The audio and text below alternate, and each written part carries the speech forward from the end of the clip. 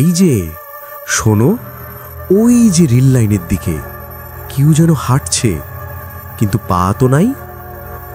আর যদি তুমি এই গল্পটা শুনতে চাও তবে লাইট অফ করে দিও, কারণ ভূত তখনই আসে যখন তুমি সবচেয়ে বেশি ভয় পাও। স্বাগতম আমার হরর বাংলা প্রেমীদের ভৌতিক রেল লাইনে। চোখ বুঝো না, কারণ ওরা তোমার পিছনে দাঁড়াচ্ছে। শুরু হচ্ছে আজকের গল্প, ভৌতিক রেল লাইন, এক রক্ত জমাট ট্র্যাকের কাহিনী। বর্ষা শেষ হয়ে গেছে, কিন্তু মাটি এখনো ভিজে, নদীর জল এখনো কাদায় মিশে গায়ের পথ ধুয়ে নিয়েছে। গাছগুলোর পাতা এখনো জল ঝরিয়ে দেয় রাত বিরাজে। আর ওই পুরানো রেল লাইনটা, যেটা 1971-এর পর থেকে বন্ধ, সেটা এখনো সাপের মতো লম্বা হয়ে পড়ে আছে মাঠের ভিতর দিয়ে। এই লাইনের পাশে ছোট্ট একটা গা, তিলাইয়া, যেখানে মোবাইল নেটওয়ার্ক আসে না, বিজলি আসে রাত 7 থেকে 9টা। আর সবাই জানে রাত 12টার পর কেউ রেল লাইনে যায় না। কথা হয় ওই লাইনে 1971 সালে একটা ট্রেন ডিরেল হয়েছিল। পাকি সৈন্যরা তখন ভীষণ তাড়াহুড়ো করে একটা বিশেষ ট্রেন চালাতে চেয়েছিল, যেখানে লুট করা সোনা, মহিলারা আর মুক্তিযোদ্ধাদের মৃতদেহ ছিল। ট্রেন ডিরেল হয়ে গেলে কয়েকশো মানুষ মারা যায়, কিন্তু মৃতদেহ পাওয়া যায়নি, কারণ ওই রাতে লাশগুলো নিজে থেকে উঠে হাঁটতে শুরু করেছিল। গত মাসে তিলাইয়ায় এসেছে ইসমাইল, বয়স 24, ঢাকা থেকে আসা ফটোগ্রাফার। বলেছে ভৌতিক স্থানের ফটো তুলব। গায়ের লোকজন তাকে বোঝায়, ওই রেল লাইনে গেলে ফিরবা না। ইসমাইল হাসে, সে শহরের ছেলে, ভূতে প্রেতে বিশ্বাস করে না। দাদু, আপনারা তো আগের যুগের কথা বলেন, এখন তো 2025, ক্যামেরা আছে, জিপিএস আছে, ভয় কি?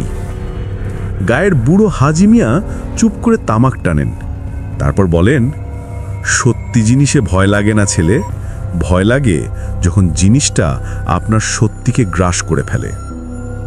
ইসমাইল রাত 10টায় নোটবুকে লিখছিল, day 1, local myth say rail tracks haunted, will test tonight. হঠাৎ টক টক টক শব্দটা আসল বাইরে থেকে, যেন কেউ লোহার রেলে হাতুড়ি মারছে। সে জানালা দিয়ে তাকায়, কিচ্ছু দেখা যাচ্ছে না, শুধু কুয়াশা। টক টক টক, আবার, এবার আওয়াজ আরো কাছে। ইসমাইল ক্যামেরা হাতে বেরিয়ে হয়। বাইরে রাত, শীতল, গভীর, কুয়াশা মাটি ছুঁয়ে আছে।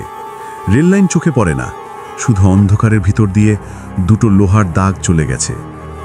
সে হাঁটতে শুরু করে। টক টক, এবার শব্দ তার পিছন থেকে আসছে, কিন্তু সে ফিরে তাকায় না। ক্যামেরা উঁচু করে তোলে আর দেখে এক হাত, লম্বা, কালো, আঙুলগুলো বাঁকা, যেন কাঠের শিকড়ের মতো। হাতটা রেলের ওপর দাঁড়িয়ে আস্তে আস্তে টেনে নিচ্ছে কিছু। ইসমাইলের শ্বাস আটকে যায়, সে দৌড় দেয়। পিছন থেকে শোনা যায়, ওই ফের। গলাটা ছিল নারীর, কিন্তু শুকনো, যেন 50 বছর ধরে পানি ছাড়া কথা বলছে। পরের দিন সকালে ইসমাইল গায়ের পুরানো আজিজ মামার দোকানে বসে আছে, চা খাচ্ছে। আজিজ চাচা, রাতে ওই শব্দ কি ছিল? আজিজ চাচা চুপ করে থাকেন, তারপর ধীরে বলেন, ওই শব্দ ট্রেনের হুইসেলের শেষ শব্দ। 1971 সালে যে ট্রেন ডিরেল হয়েছিল, সেটা চলতে চলতে হুইসেল বাজিয়েছিল, কিন্তু হুইসেলটা কখনো শেষ হয়নি, এখনো বাজে। যে কেউ রেল লাইনে হাঁটে সে শুনতে পায়। আর হাতটা? আজিজ চাচা চুপ নামায়। ওই ট্রেনে ছিল একটা মেয়ে, নাম ছিল রুমা। পাকি সৈন্যরা তাকে ধরে নিয়ে যাচ্ছিল। সে লাফ দিয়েছিল ট্রেন থেকে, কিন্তু মাথা আটকে গেছিল রেলের ফাঁকে। শরীরটা ট্রেনের সাথে টেনে নিয়ে গেছে, মাথাটা রেখে গেছে ওখানে। ইসমাইল হাসে না। মাথা এখনো আছে না, কিন্তু সে নিজেকে খুঁজে বেড়ায়। সন্ধে হয়, ইসমাইল আবার বেরিয়ে পড়ে, এবার রেকর্ডিং ডিভাইস নিয়ে।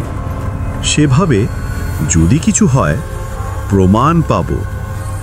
রেল লাইনে পা ফেলতেই আবহাওয়া বদলে যায়, বাতাস ঠান্ডা, যেন ফ্রিজের ভেতর। হঠাৎ, দেখো আমার মাথা কোথায়? ইসমাইল পিছন ফিরে দেখে এক মেয়ে দাঁড়িয়ে আছে, পরনে ছিটের শাড়ি, চুল খোলা, মুখে রক্ত, কিন্তু গলার উপরে কিচ্ছু নাই। সে দৌড়ায়। মেয়েটা হাসে, ওই ফের তুমি আমার মাথা দেখেছ? ইসমাইল ক্যামেরা ফেলে দৌড়ায়, কিন্তু রেল লাইন যেন লম্বা হয়ে যাচ্ছে। পিছনে শোনা যায় টিক টিক টিক, যেন কাঁচের মুকুট পায়ের নিচে ভাঙছে। সে এক জায়গায় থামে, কারণ সামনে একটা খোলা বাক্স, ভেতরে একটা মানুষের মাথা, চোখ খোলা, জিভ বের করা, কপালে লেখা ফেরত দাও। ইসমাইল চিৎকার করে ওঠে। হঠাৎ হুই হুই হুই, দূর থেকে ট্রেনের হুইসেল, কিন্তু তোর ট্র্যাক তো বন্ধ। ইসমাইল দেখে আলো, একটা পুরানো প্যাসেঞ্জার ট্রেন আসছে, কালো ধোঁয়া, লাল লাইট, যেন জাহান্নামের গাড়ি। ট্রেনটা তার দিকে ছুটে আসছে। সে পাশে লাফ দেয়, কিন্তু ট্রেন থামে না। ট্রেনের জানালা দিয়ে দেখা যায় সবাই মুখ ছাড়া, হাত ছাড়া, চোখ ছাড়া, শুধু লাশের সমাহার। ইসমাইল চোখ বন্ধ করে আর শুনতে পায়, চলো আমাদের সাথে। পরের সকাল, গায়ের লোকজন খুঁজতে থাকে ইসমাইলকে, কিন্তু পাওয়া যায় না। শুধু পাওয়া যায় তার ক্যামেরা, যেখানে শেষ ছবিতে রয়েছে রুমার মুখহীন মুখ আর লেখা, তুমি পরের যাত্রী। কিন্তু আসল ভয় শুরু হয় তখন, যখন গায়ের এক ছেলে রফিক রাতে ঘুম থেকে উঠে বলে, আমি গতরাতে ইসমাইল ভাইকে দেখেছি ট্রেনে উঠতে। বুড়ো হাজি মিয়া মাথা নাড়েন, ও এখন ট্র্যাকের পাহারাদার। ওই মেয়েটা প্রতি বছর একজনকে নির্বাচন করে, যে হারিয়ে যাওয়া মানুষের হিসাব রাখবে। কেন? কারণ ওই ট্রেনটা এখনো চলছে, আর এটা চলবে তখনই যতক্ষণ না সব মৃত্যুর বিচার হবে না। 3 মাস পর এক নতুন ছেলে আসে তিলাইয়ায়, নাম তানভীর। বলে, আমি ডকুমেন্টারি বানাবো ভৌতিক জায়গা নিয়ে। গাইড লোক বলে, রেল লাইনে যেও না। তানভীর হাসে, সব গুজব, আমি রাতে ক্যাম্প করব ওখানে। রাত 12টা, কুয়াশা, ট্র্যাকে শব্দ, টক টক। হঠাৎ এক কণ্ঠ, ওই ফের তুমি আমার মাথা দেখেছ?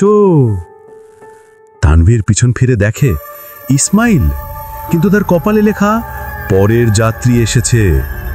তানভীর চিৎকার করে উঠে, আর তখনই উই উই উই ট্রেন আসে। রেল লাইন কখনো শান্ত হয় না। তিলাইয়ার রেল লাইন এখনো আছে। গায়ের লোক বলে, রাতে কেউ ওখানে গেলে শোনা যায় ট্রেনের হুইসেল, কিন্তু কোনো ট্রেন দেখা যায় না। কেউ কেউ বলে, ওই ট্র্যাকে হাঁটলে নিজের পায়ে শব্দ শোনা যায় না, শুধু অন্য কারোর পায়ের শব্দ পিছন থেকে আসে। আর কেউ কেউ, ওই লাইনে গেলে তোমার মুখহীন ছবি ক্যামেরায় ধরা পড়ে। কারণ ভৌতিক রেল লাইন শুধু ট্র্যাক না, ওটা একটা গেটওয়ে, যেখানে সময় থেমে আছে আর মৃত্যু হাঁটছে বেরিয়ে। আপনি যদি এখনো পর্যন্ত শুনে থাকেন, তাহলে আপনার পাশের ঘড়িটা চেক করুন, কারণ রাত 12টা বাজলে ওই ট্রেন আপনার নামও ডাকতে পারে।